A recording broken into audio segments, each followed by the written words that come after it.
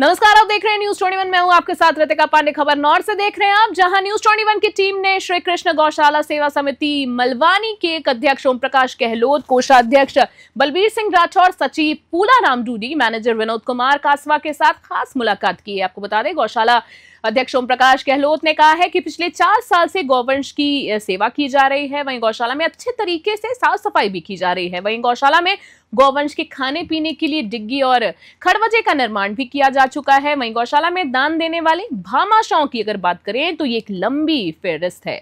मलवानी गौशाला में सांसद और विधायक अच्छा सहयोग देते आ रहे हैं। वहीं ग्राम पंचायत के सरपंच ने भी गौशाला को अच्छा सहयोग दिया है।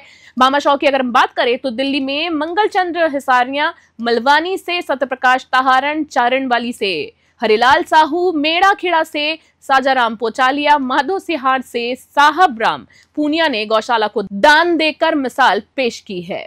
बातचीत में मलवानी गौशाला के अध्यक्ष ओम प्रकाश गहलोत ने बताया है कि गौशाला के अध्यक्षों की राज्य सरकार से एक ही मांग है कि छोटे बड़े गौवंश को राज्य सरकार की तरफ से 100 रुपए प्रतिदिन के हिसाब से अनुदान दिया जाए, ताकि गौ माता की सेवा और देखरेख अच्छे तरीके से की जा सके। मुख्यमंत्री भजनलाल शर्मा से अपील करते हुए अध्यक्ष ने कहा है कि पूर्ववर्ती कांग्रेस सरकार के समय 9 महीने का अनुदान मिल रहा था, उसे भजनलाल सरकार 12 महीने तक बढ़ाकर गौवंश सेवा कर सकती है। मलवानी गांव के लोगों का गौशाला के लिए बहुत ही बढ़िया सहयोग मिल रहा है। गौशाला में पशु चिकित्सक की सुविधा भी मौजूद है और इस मौके पर न्यूज 21 के वरिष्ठ संवाददाता सुनील कुमार ने मलवानी गौशाला अध्यक्ष ओम प्रकाश गहलोत से खास मुलाकात की है, जिसमें गौशाला में विकास कार्यों को लेकर विशेष चर्चा की गई है। नौहर से सुनील कुमार की विशेष रिपोर्ट। नमस्कार, स्वागत है न्यूज 21 में। आज हम मौजूद हैं मलवानी के अंदर जो गौशाला है, उनके जो पूर्व अध्यक्ष हैं और वर्तमान में अध्यक्ष ये भी करते हैं, लगातार अध्यक्ष थे, वो कोई कारणवश आ नहीं पाए, और उनके जो मुनीम जी वो भी हमारे साथ, विनोद जी भी मौजूद है। आज जानेंगे किस प्रकार की स्थितियां रही थी। बिल्कुल डूडी साहब का 1 साल का कार्यकाल था, बिल्कुल 1 साल के अंदर इन्होंने बहुत ही अच्छे शानदार विकास कार्य भी किए हैं। लगातार एक ऐतिहासिक बात यह है कि बिल्कुल जो डूडी साहब हैं, ईएन पद पे हरियाणा के अंदर जीएन पद पे इन्होंने बिल्कुल सेवा भी दी है जनता को।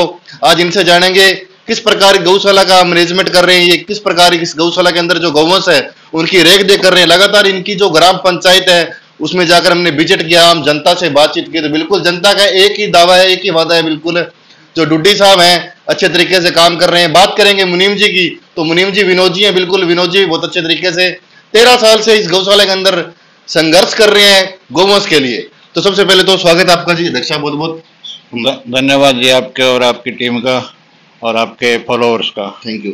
तो सबसे पहले तो मैं आपका नाम जानना चाहूंगा डूडी साहब, और गौशाला का पूरा नाम। मेरा नाम पूलाराम डूडी है, मैं रिटायर्ड एएन हूँ हरियाणा बिजली विभाग से।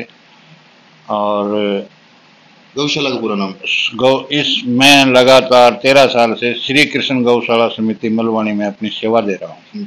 तो सर बात करेंगे बिल्कुल एएन पद पे एक होकर भी आपने रिटायर होकर, बिल्कुल इसके बाद गौशाला में कैसा आपका मन बना, और 13 साल से आप गौशाला के अंदर संघर्ष कर रहे हो गौवंश के लिए। गौशाला जब दिसंबर 2013 के अंदर थी तो कुछ इसके हालात खराब थे। गाँव वालों की एक मीटिंग हुई, उस मीटिंग के अंदर गौशाला को प्रॉपर वे से चलाने के लिए मेरे जिम्मे डाल दी। तो जन प्रतिनिधियों का, गांव वालों का, बाहर के गांवों का पूरा सहयोग मिला। उस टाइम सरकार की तरफ से आर्थिक सहयोग नहीं हुआ करता था जी। तो पूरे सहयोग के साथ गौशाला को चालू किया। गौशाला दोबारा अपनी लाइन पर आ गई, और लाइन पर आती आती गौशाला के अंदर एक नई बिल्डिंग, नई जगह, 5 एकड़ जमीन, 5 बीघा जमीन है, 10 बीघा जमीन, जो गौशाला के पैसे से ही यहाँ एक महाराज जी थे उन्होंने ली थी।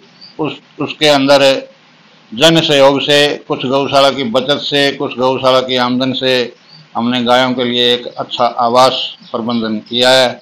गायों के लिए फीड मिलता है, फेरी के अंदर जो फीड आता है, हरा आता है, वो भी गायों को रेगुलर मिलता है। तूड़ी की व्यवस्था ठीक है, पानी की इंडिविजुअल व्यवस्था है। और तो डूडी साहब मैं एक सवाल आपसे पूछना चाहूंगा, आपका 1 साल का कार्यकाल था, 1 साल के अंदर आपने कौन कौन से विकास कार्य इस गौशाला के अंदर किए हैं जो इस गौशाला को सख्त जरूरत थी? 1 साल का कार्यकाल नहीं है मेरा, 13 साल का। 13 साल का, अच्छा। 13 साल से इसकी देख रेख मेरे पास है। ठीक है, 13 साल से किस प्रकार यहाँ मतलब विकास? 13 साल से सबसे पहले तो हमने अंदर की गौशाला के अंदर थोड़ा बहुत अलग कोई छोटा मोटा बाड़ा बनाया। हाँ जी। पूरी व्यवस्था नहीं थी, वहाँ भी पूरी गायें ज़्यादा हो गई। फिर यहाँ शुरू किया कुछ दूसरे लोगों के सहयोग से, कुछ उनके जवानी सहयोग से। हौसला बढ़ाते हैं ना, तो उन्होंने कई लोगों ने हौसला भी बढ़ाया। खास करके वो इसारिया जी हैं, मंगलचंद जी इसारिया फेफाना गांव के रहने वाले हैं, दिल्ली रहते हैं। उन्होंने मेरा पूरा हौसला बढ़ाया भी आप जो है इसमें लगे रहो और ये शुरू कर दो। ये नई गौशाला हमने शुरू की, तो इस गौशाला के अंदर से पैसे बचा के कुछ बार लोगों का सहयोग लेकर के और ये नई गौशाला 2018 में चालू कर दी थी।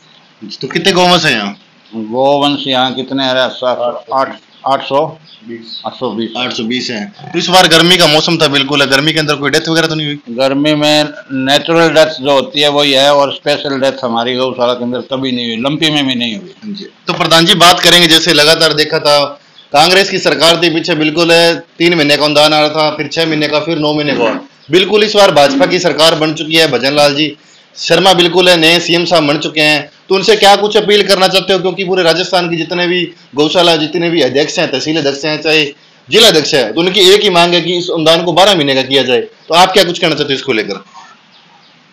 अनुदान के मामले में शुरू के अंदर 30 दिन का अनुदान दिया था मैडम वसुंधरा ने, फिर उसको बढ़ाया, वो हो गया 3 महीने का।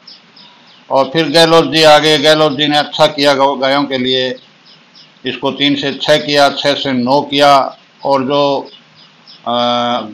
नंदी गौशाला है उनको 12 महीने का किया।